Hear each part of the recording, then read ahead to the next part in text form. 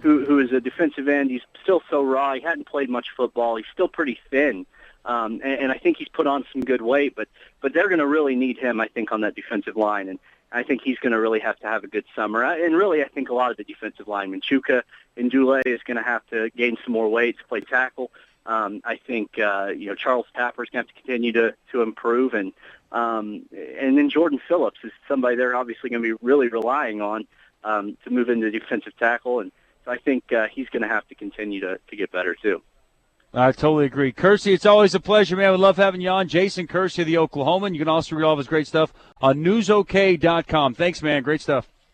Anytime, guys. Thank you.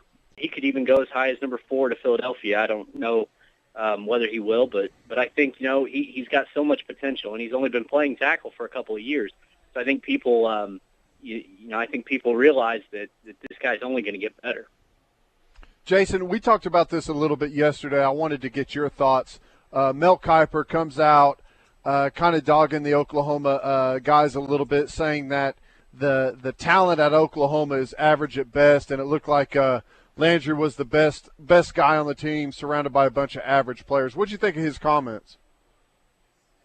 I don't know that I necessarily agreed with that. I mean, I do think, and I think most people have said, and most people would agree that the talent level maybe has been a little bit down from what it was early on in the Stoops era, but I don't think that really impacts Landry or impacted what he was able to do. I mean, he still broke a lot of records. He still won a lot of games.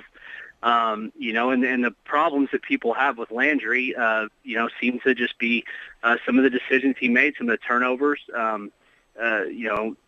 some of the maybe inconsistency, and I don't think that has necessarily much to do with who's around him. I think some of those things, I mean, the Kansas State game, for example, I mean, the fumble in the end zone, that wasn't anybody's fault but his, and I think even he would say that. So I don't know how that I necessarily would agree with that.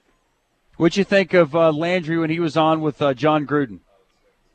I thought it was interesting. It was he was a little bit more open, maybe showed a little more personality than we've seen from him really over the past several years. But while he's been at Oklahoma, but I thought Gruden was very complimentary of him and his skills, the things that he's able to do well, and the thing I love about that show is that Gruden will also kind of point out the negative stuff, and he's just such a smart guy, and he knows the game so well.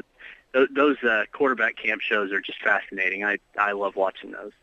He also made an interesting comment in there talking about the offense that Landry Jones was running at Oklahoma, saying that a lot of people think it was just a bubble screen offense and Landry Jones doesn't ever throw the ball down the field. I thought that was kind of an interesting comment there from Gruden. Yeah, I did too, and really a lot of the things that he's said even since then, since maybe he didn't say it on the show about, the lack of a tight end maybe hurting him, or the just the way that they, like you said, the offense that they run, it seems like he's been a little bit critical in his article on ESPN about the play calling. So I got the impression that Jon Gruden is a fan of Landry Jones and really seems to think pretty highly of him. Joined by Jason Kersey, newsok.com, and the Oklahoman beat writer for the Oklahoma Sooners. He wrote a good article that I read over the weekend about Justin Brown. I was surprised when he was invited to Indianapolis. He really took my attention throughout the entire year, with his size, with his demeanor, his ability to step right into this Oklahoma program, seemed seamless, and he was outstanding both in the run game, blocking down the field. He was outstanding catching the football, special teams. Basically anything this Oklahoma team asked of him, he did it, and I thought he did it at a very high level, yet no invite to Indy. What do you think about Justin Brown? Do you think that he's able to play on Sundays in the NFL? I've been really surprised, too, that he wasn't invited to Indianapolis, that he's, basically considered a very likely undrafted free agent. And that really surprises me because, like you said, I think he's got the size. He doesn't have great elite speed, but he's fast and he can catch the ball, and he's also valuable on special teams.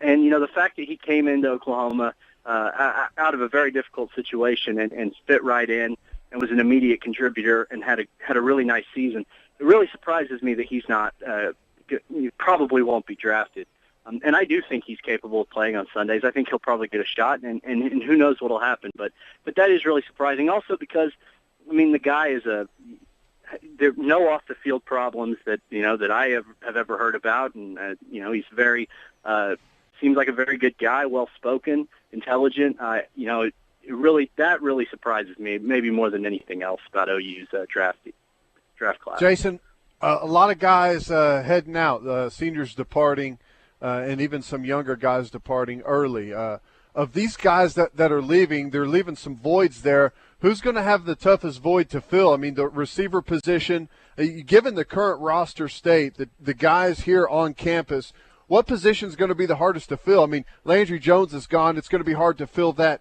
the leadership and the consistency he had there. But you do have three outstanding suitors fighting for the job. But of the guys that left, who's going to leave the biggest shoes to fill? I would probably look, at a guy like Tony Jefferson. I think he was a good playmaker. He was a good leader. I think he played most of last season hurt, and still played at a pretty high level for a lot of the year. And I think he struggled just like the whole defense did at some points against some of those offenses. But I think he leaves a pretty big hole. And, it's just part of a secondary that's really depleted other than Aaron Colvin. I mean, they've got to find, three new guys to fill those spots. And so, I think Tony Jefferson and Javon Harris and DeMontre Hurst, those three guys are going to be tough to replace. And they're going to have to do it with guys who are pretty experienced. Clearly, it's going to be a different look at quarterback. We know that because we're talking about, holes to fill. You can't, you think about the quarterback position. There's been a staple there for 4 years. But how big of a slip, or is there going to be a slip at quarterback this year for the Oklahoma Sooners? I think naturally there would be a little bit of a bumps in the road maybe because you have a 4-year starter that won a lot of games and had a lot of success. By years in, though, Jason, by years in, once somebody's had the opportunity to step in there, do you think it's possible that this offense may be even more productive, maybe not just passing yards, but overall production, moving the offense with a new style, a new signal caller under center, or I guess under pistol? Under pistol. Yeah, within firing range. I think definitely that's possible with the fact that no matter who it is, all three of these guys can move and extend plays and even make plays with their legs. So, yeah, I definitely think by the end of the year they could be looking at an offense that's a little bit more dangerous, sure. Who are you looking at over the summer to make some strides, whether it's out there in 7-on-7, whether it's in the weight room putting on some lean weight, getting faster? Who do you have your eye on that can make some big improvements over the offseason? Outside of the quarterbacks, I look at a guy like Michael Inoha, who is a defensive end. He's still so raw. He hadn't played much football. He's still pretty thin. And I think he's put on some good weight, but they're going to really need him, I think, on that defensive line. And I think he's going to really have to have a good summer. And really, I think a lot of the defensive linemen, Chuka and Dule is going to have to gain some more weight to play tackle. I think, Charles Tapper is going to have to continue to improve. And then Jordan Phillips is somebody they're obviously going to be really relying on to move into defensive tackle. And so I think he's going to have to continue to get better, too. I totally agree. Kersey, it's always a pleasure, man. We love having you on. Jason Kersey of the Oklahoman. You can also read all of his great stuff on newsok.com. Thanks, man. Great stuff. Anytime, guys. Thank you.